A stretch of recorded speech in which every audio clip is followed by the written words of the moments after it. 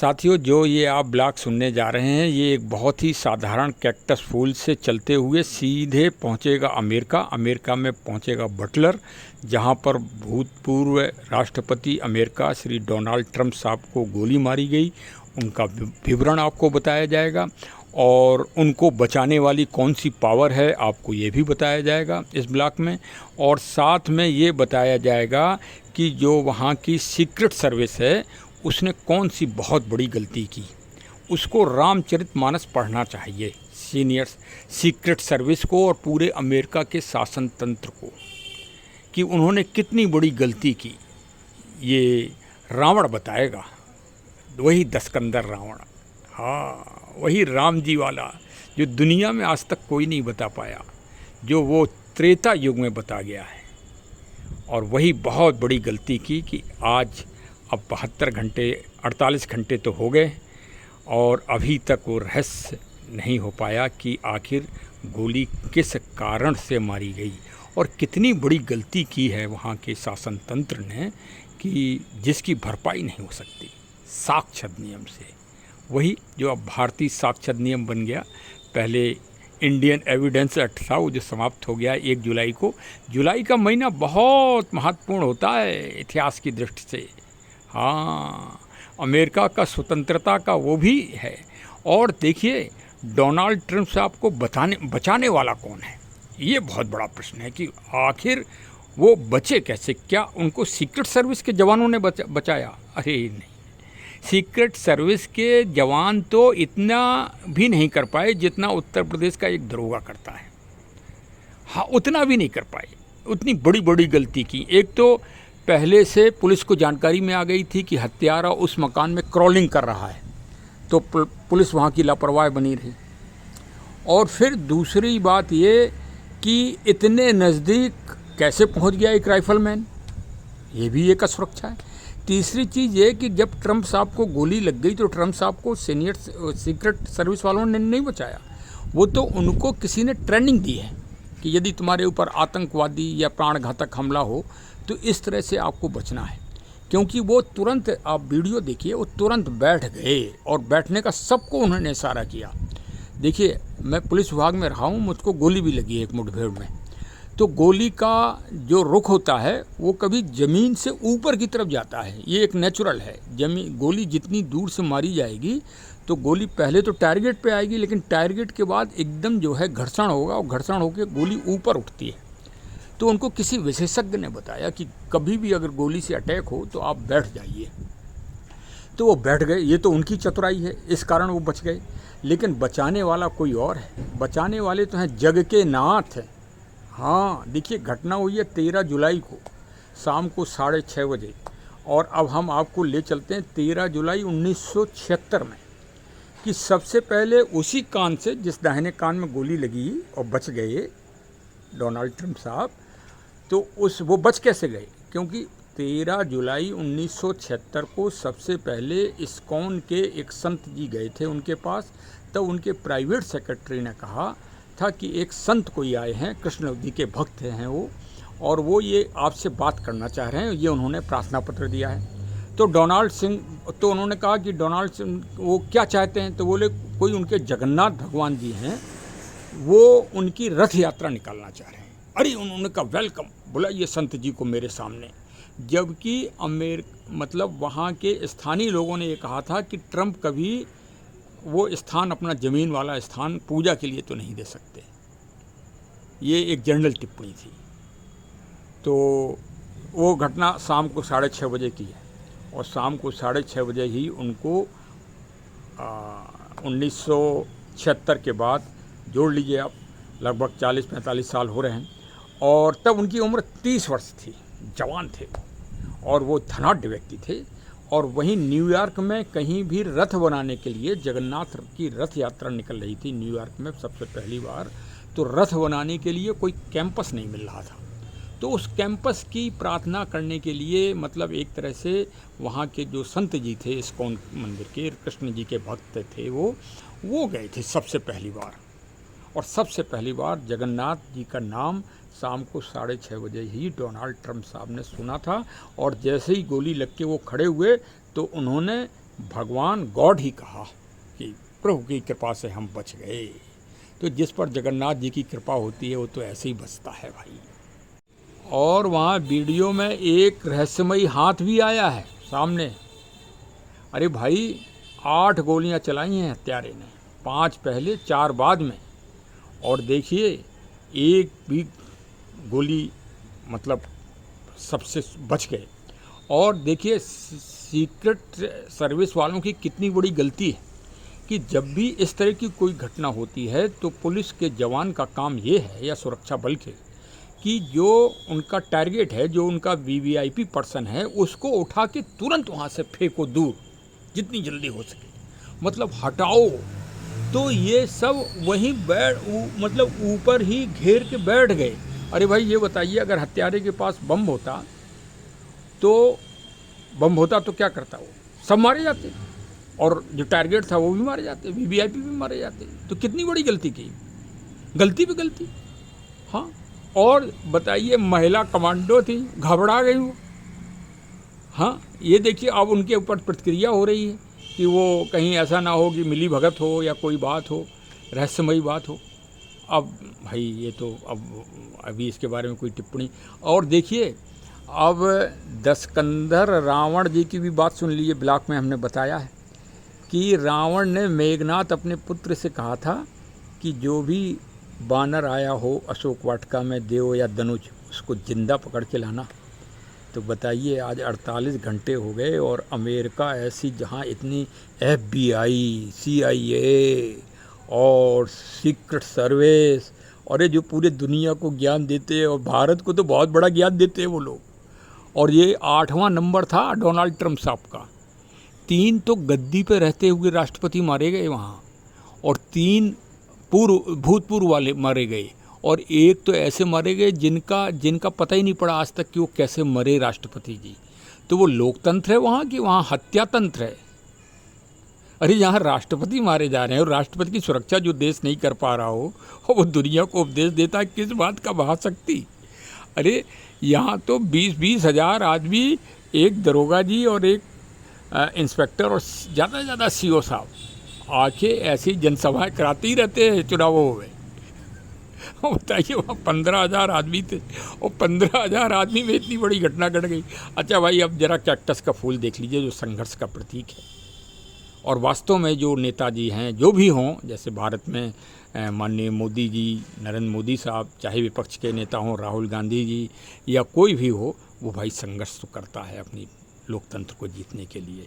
और ट्रंप साहब भी संघर्ष करते ही हैं उसी तरह से, जिस तरह से कैक्टस का फूल अपनी जीवन रक्षा के लिए और खिलने के लिए संघर्ष करता है कांटों में। जीवन यात्रा ही संघर्ष है।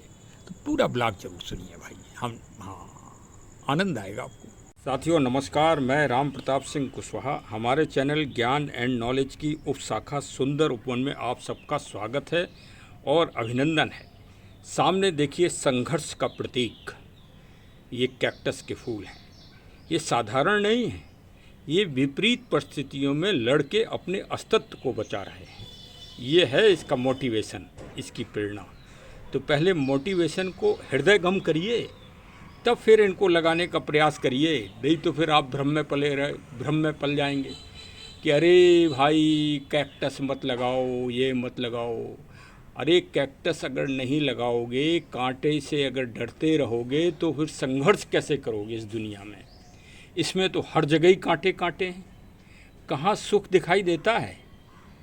अरे ये बताओ, जब से प्राइमरी मतलब जब से कक्षा नर्सरी में पढ़ने जाते हो तब से ही तो कांटे लगने चालू हो जाते हैं कि अब परीक्षा में पास होना है, अब संघर्ष करना है, अब नौकरी करना है, भाई नौकरी के लिए प्रयास करना है। और 2 नारे अगर आप सीख लें तो आप सांसद भी बन सकते हो इस भारत में, और कहीं की तो हम गारंटी नहीं ले सकते। एक बेरोजगारी और एक महंगाई, इन 2 नारों को आप सीख लो तो आप कल के दिन सांसद बनोगे। इसका रट लगाए रखो, बस राम राम भगवान भगवान कहना बंद कर दो। सिर्फ यही 2 रट लगाओ आप आज से, तो आप कल के दिन सांसद बन जाओगे। क्योंकि ये न कभी समाप्त होना है और न ही इनका कभी कम होना है। ये तो हनुमान जी की पूंछ की तरह बढ़ना ही बढ़ना है।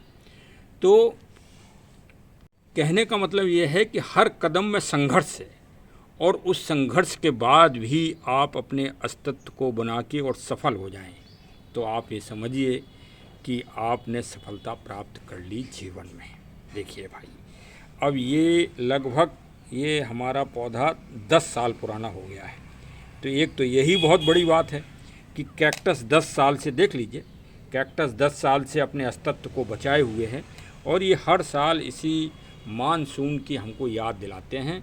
ये गर्मियों में मार्च से खिलना प्रारंभ हो जाते हैं, लेकिन ये इस टाइम बहुत अच्छी तरह से खिलते हैं। ये देखिए, ये कई वैरायटी हैं, लेकिन ये इस समय खिल रही हैं। ये भी खिल चुकी है ये सुबह। तो भाई मैं तो यही मानता हूँ कि वो भ्रम त्याग दीजिए और कैक्टस को ज़रूर एक ना एक पौधा ज़रूर लगाइए। हाँ, जिससे आप संघर्ष करना सीख जाएं, विपरीत परिस्थितियों में आप लड़ना सीख जाएं। हाँ, नहीं तो फिर भाई अगर आप लड़ना नहीं सीखेंगे तो फिर कई बच्चे आजकल असफल हो जाते हैं। इसलिए लड़ना सीखिए। हाँ, हो सकता है कि अभी बारिश हो जाए तो इनकी सुंदरता ख़त्म हो जाए, बारिश ज़्यादा हो जाए तो इनमें गलाव पड़ जाए। इस सब से तो भाई बचना पड़ेगा ना। तो कहने का मतलब ये है, बरसात चल रही है, बरसात में कुछ पौधों को आप बारिश से बचाइए और दूर रखिए। मोटिवेशन चाहे लो चाहे न लो, लेकिन ये काम कर लो भाई, अगर आपको इन कैक्टस की सुंदरता को यथावत रखना है। हाँ, और तेज़ धूप में भाई आप बचा के ले आइए। अब जो है बारिश से इनको बचाना है तो ऐसी जगह रखिए जहाँ इनको धूप भी लगती रहे और जो है पानी ज़्यादा ना हो, और ड्रेनेज सिस्टम इनका अच्छा रखिए। देखिए भाई, हम तो नेचर के साथ ही आपको कुछ ना कुछ मोटिवेशन देते रहते हैं। अब क्या करें, कुछ आते हैं तो भाई वो कर ही देते हैं कि चलिए इसी बहाने कुछ मोटिवेशन लीजिए, क्योंकि मोटिवेशन के तो आजकल बड़े बड़े हीरो, बड़े बड़े क्लासेस चल रहे हैं, वो करोड़ों रुपए कमा लेते हैं। हाँ, इसी मोटिवेशन को दे के तो हम भाई नेचुरल देते हैं। नेचुरल मोटिवेशन ले लो अपनी, और सरल और सहज भाषा में ही देते हैं, जिससे आप हृदय गम कर लें। तो ये देखिए, ये भी करीब 10 साल पुराना पौधा है। ये देखिए, इसके ये प्रोपोगेशन भी हो रहा है इस तरह से। देखिए, छोटे छोटे से बच्चे इसमें बनते हैं ये, और फिर ये अगर ज़मीन में गिर जाते हैं तो जड़ बन जाते हैं। देखिए, ये जड़ निकलना चालू हो रही हैं, बहुत महीन जड़ें होती हैं, इसलिए पानी से इसको आपको बचाना है, पानी जमा ना हो पाए। तो इसके लिए आप ये करिए कि जब भी इसकी मिट्टी बनाइए तो आधा सैंड डाल दीजिए और लीफ कंपोस्ट डालिए इसमें। लीफ कंपोस्ट बहुत ज़्यादा फ़ायदा करती है, और कच्चा गोबर तो डाल ही मत दीजिए, वरना जो है ये तो तुरंत ही गल जाएगा। बस इस तरह से प्रोपोगेशन, इसमें भी देखिए ये प्रोपोगेशन हो रहा है। ये देखिए, ये तो इस तरह से ये प्रोपोगेट हो जाते हैं। ये तो देख ही रहे हैं आप, ये बहुत अच्छे सदाबहार हैं। तो भाई इस तरह से चलिए, आज का संदेश भी पूरा हो गया।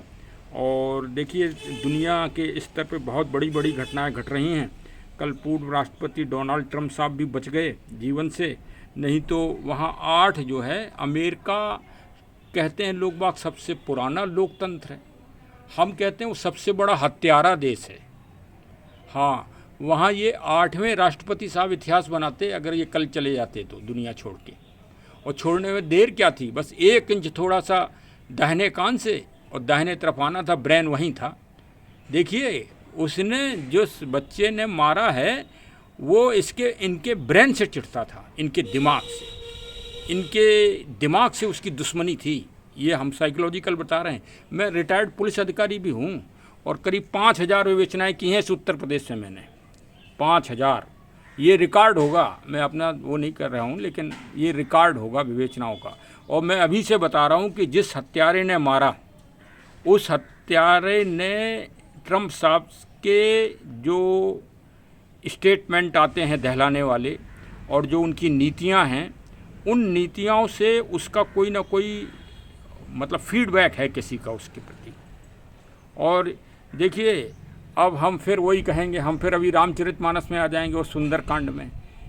ये दुनिया वालों को धिक्कार है, धिक्कार। और विशेषकर वहाँ जो कौन सी सर्विस है, वो कौन सी सीक्रेट सर्विस, वो तो नक्कारा साबित हो गई, नक्कारा।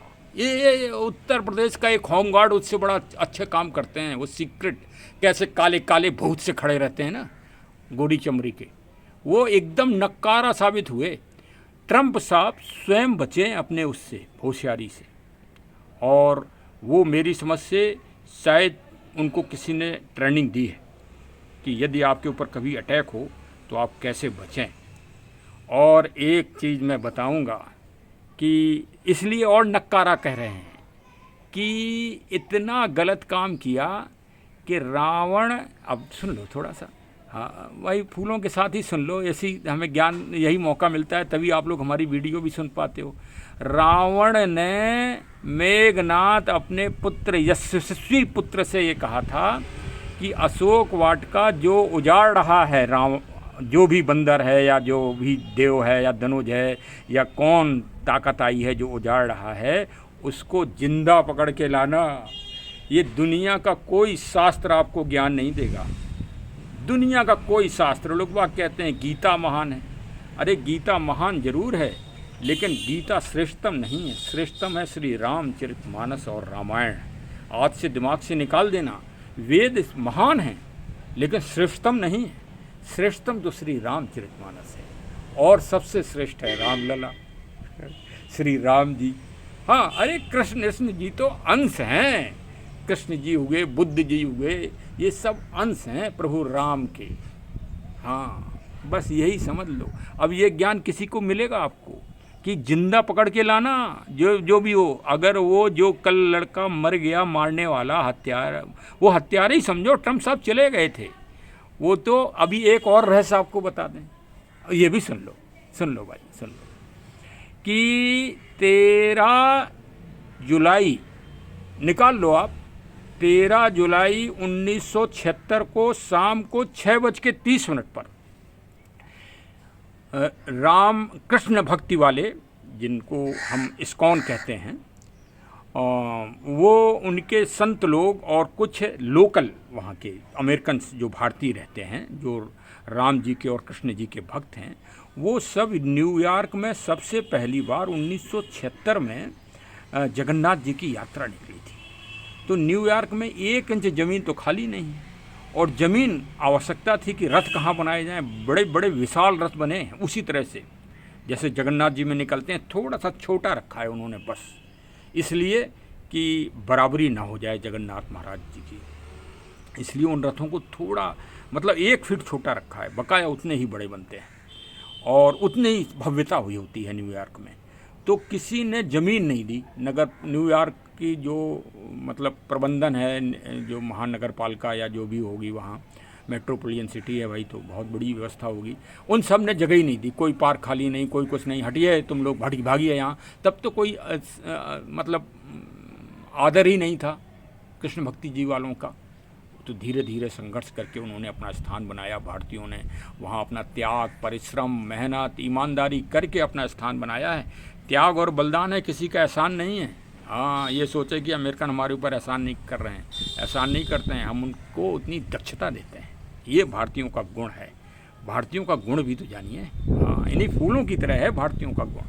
जैसे चाहे जितने कांटे हों लेकिन फिर भी तो ये खिलेंगे, और कितने मुलायम हैं ज़रा ये भी तो देखो, और कितनी सुंदरता है, पराग कण कितने मधुर हैं। इसी तरह से भारतीयों की गुणवत्ता होती है, चाहे जितने बड़े कांटे हो अपना अस्तित्व बना लेते हैं। ये है भारत। तो हाँ, तो भाई ट्रंप साहब बहुत अच्छे बिजनेसमैन थे भाई, और ज़मीनों का बहुत अच्छा कारोबार था।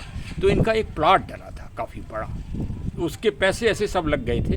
तो बड़े डरते डरते लोगों ने कहा वो बहुत सनकी हैं और ये है, वो देंगे नहीं। लेकिन फिर भी भक्त तो भक्त होते हैं, भगवान के लिए तो वो कुछ भी कर सकते हैं, कहीं भी भीख मांग सकते हैं, कुछ भी कर सकते हैं, भक्त तो वही है। तो वो गए साहब ट्रंप साहब के पास। अरे ट्रंप साहब ने कहा आइए, वेलकम वेलकम, जैसे अपना बोलते हैं वो, तो उनकी बोलने की स्टाइल भी अलग है। वेलकम वेलकम, आइए। हाँ, अरे यार लीजिए, अलॉट अलॉट, मैं अभी उसे बेचूंगा नहीं, हाँ आप लोग ले जाइए, रथ बनाइए, और रथ यात्रा में भी हम शामिल होंगे। वही 13 जुलाई 1976 को शाम को 6:30 बजे, और वही 13 जुलाई 2024 को शाम को 6:30 बजे उनके ऊपर प्राणघातक हमला होता है, और एक हाथ आता है अदम्य शक्ति का, और उस हाथ वो जगन्नाथ जी का है, जिन्होंने ट्रंप जी को बचा दिया।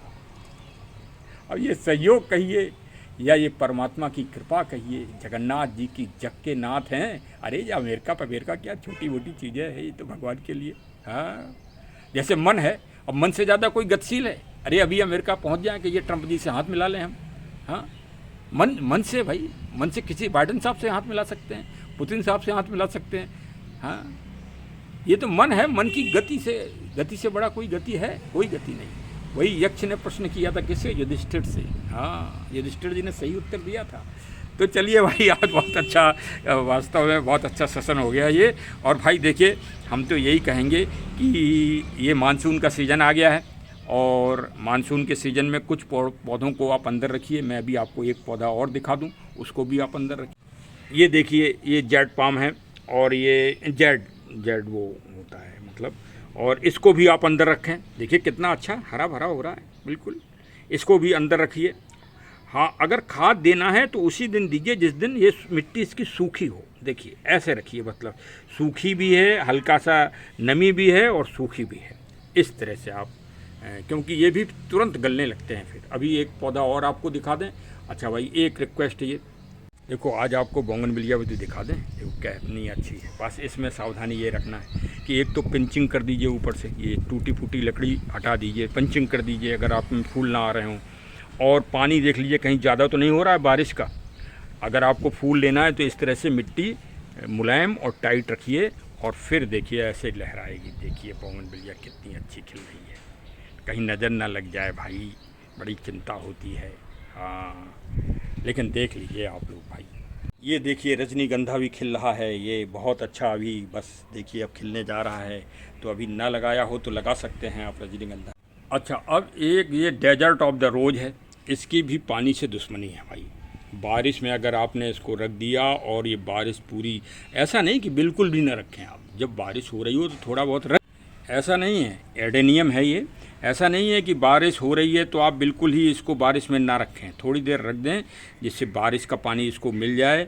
लेकिन बस ध्यान रखिए कि ड्रेनेज सिस्टम इसका अच्छा हो, इसमें थोड़ा सैंड मिलाइए और पानी जाम ना हो पाए। ये देखिए हमारे एडेनियम में ये फूल, मतलब फूल आने के बाद इसमें, मतलब इसके बीज भी बने थे। ये इसकी देखिए फली है, ये इसके बीज बहुत मुलायम होते हैं। देखिए मैं आपको दिखा रहा हूँ, ये देखिए आपको हो सकता है दिख रहा है, ये देखिए जैसे फुआ टाइप के नहीं उड़ते हैं उस तरह से।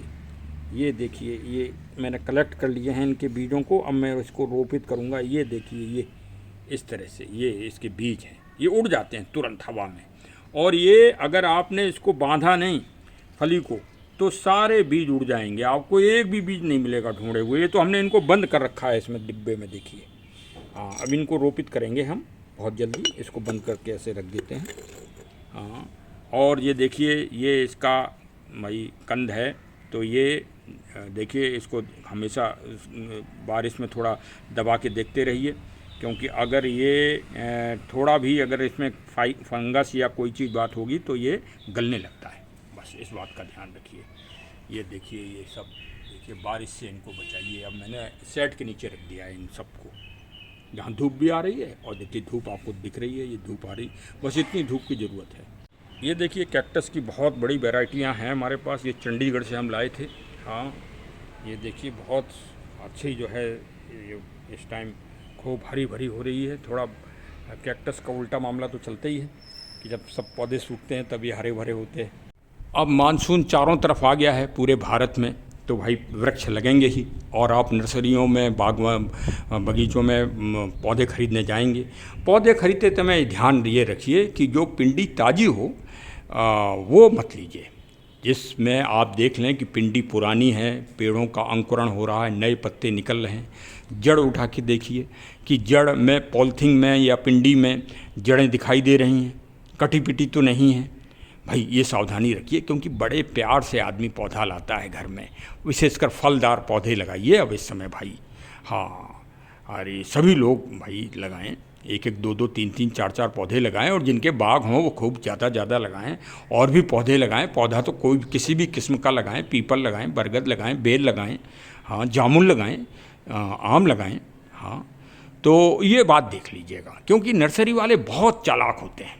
चालाक क्या भाई, देखिए उनका भी काम है कि यही सीज़न है, इसी में उनको बिक्री करना है, तो वो कभी कभी धूर्ता कर देते हैं कि मतलब अब देखिए उनको तो पैसा बनाना है भाई। और कभी जो है वैसे टेम्परेरी नर्सरी वालों से पौधा मत लीजिए, जो आपका परिचित हो उससे लीजिए, वो आपको अच्छा पौधा देगा। तो बस एक तो यही था, आपको मानसून के लिए आपको जागृत करना था कि मानसून भाई आ गया है, पौधे लगाना है, क्योंकि हर आदमी व्यस्त है ना। अब एडवर्टीजमेंट क्यों होता है, इसीलिए तो होता है कि आप देख लो कि हाँ ये चीज़ भी उपयोग करना है। तो हमारा चैनल तो प्रकृति के जागरण के हेतु रात दिन प्रयास करता है। हमारी जो संस्था है राम रक्षा फाउंडेशन ट्रस्ट, उसके सदस्य तो पूरे भारत में ये काम कर रहे हैं और बहुत मनोयोग से, ऊर्जा के साथ।